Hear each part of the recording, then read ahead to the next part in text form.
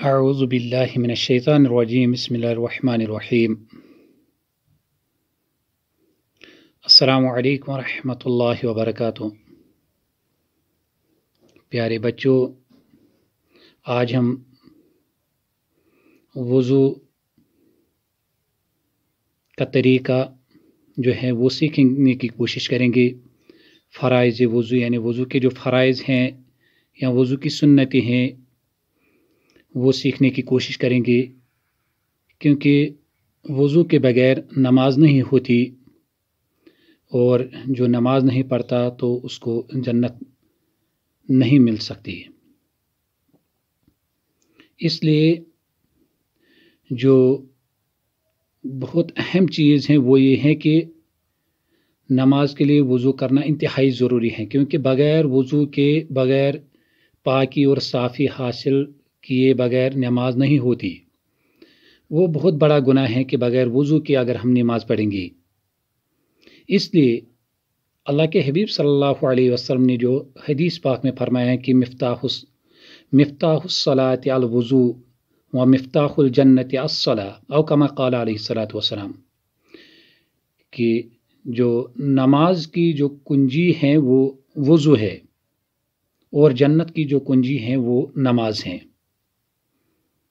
اس لیے ہمیں سب سے پہلے وضو یہ معلوم ہونا چاہیے کہ اس طریقہ کیا ہے، اس میں کتنے فرائض ہیں، کتنی چیزیں بہت زیادہ اہم ہیں، اور اس میں جناب محمد رسول اللہ کا طریقہ کیا کون سا ہے۔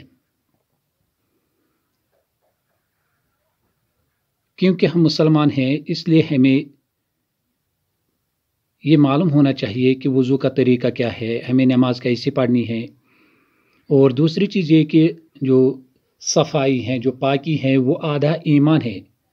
اللہ کے حبیب صلی اللہ علیہ وسلم نے فرمایا الطہور نصف الایمان، الطہور نصف الایمان، کہ پاکی صافی جو ہیں وہ آدھا ایمان ہے، کہ انسان صاف و پاک رہے، اپنے دل اور دماغ کو صاف پاک کرنے کی کوشش کرے، اور اس کے ساتھ ساتھ ظاہری پاکی، کہ اپنے بدن کو نجاست یا کسی بھی گندی چیز سے اپنے کپڑوں کو بچائیے، اپنے بدن کو بچائیے۔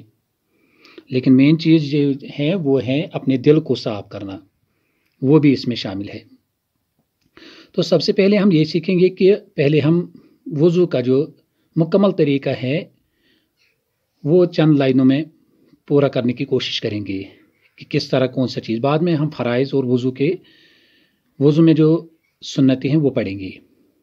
کہ وضو کرنے کا طریقہ یہ ہے کہ صاف پانی ہونا چاہیے، کہ پانی ایسا ہونا چاہیے جو صاف اور پاک ہے، جس میں تین خاصیتیں نہیں ہونی چاہیے، نہ اس میں رنگ بدلنا چاہیے، نہ اس میں جو کوئی بو آنی چاہیے، اور نہ اس کا ذائقہ ہے وہ بدلنا چاہیے۔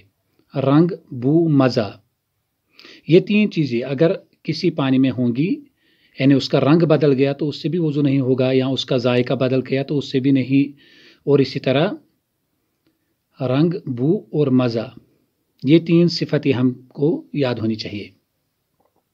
تو پانی پاک اور صاف ہونا چاہیے، اور ڈائریکٹ اس میں ہاتھ نہیں ڈالنا ہے۔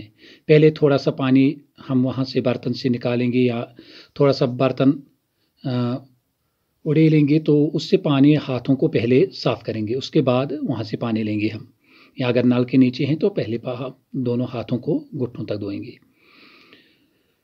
تو پاک پانی ہونا چاہیے، اور ہم اونچی جگہ پر بیٹھے تاکہ ہمیں چھینٹی نہ پڑے زیادہ۔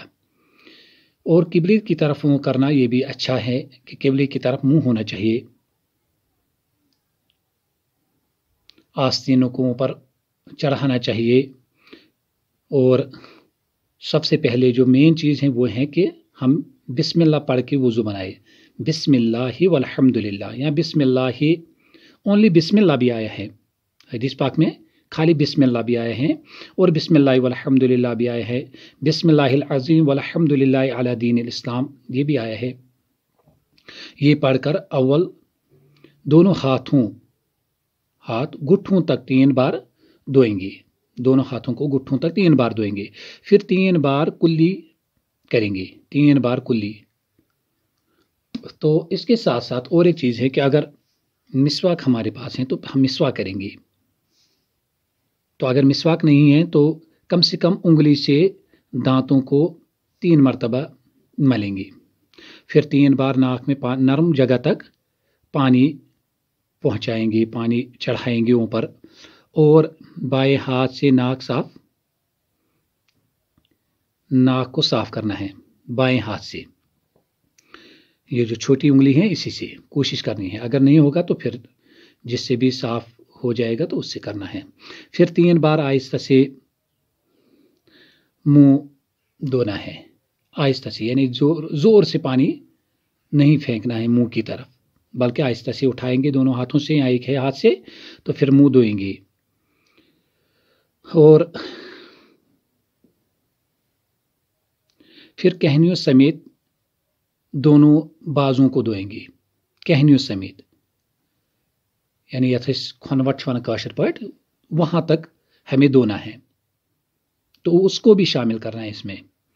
پھر ہاتھوں سے، بھیگے ہوئے ہاتھوں سے اپنے سر کا مسح کریں گے، پورے سر کا مسح کریں گے، سر اور کانوں کا،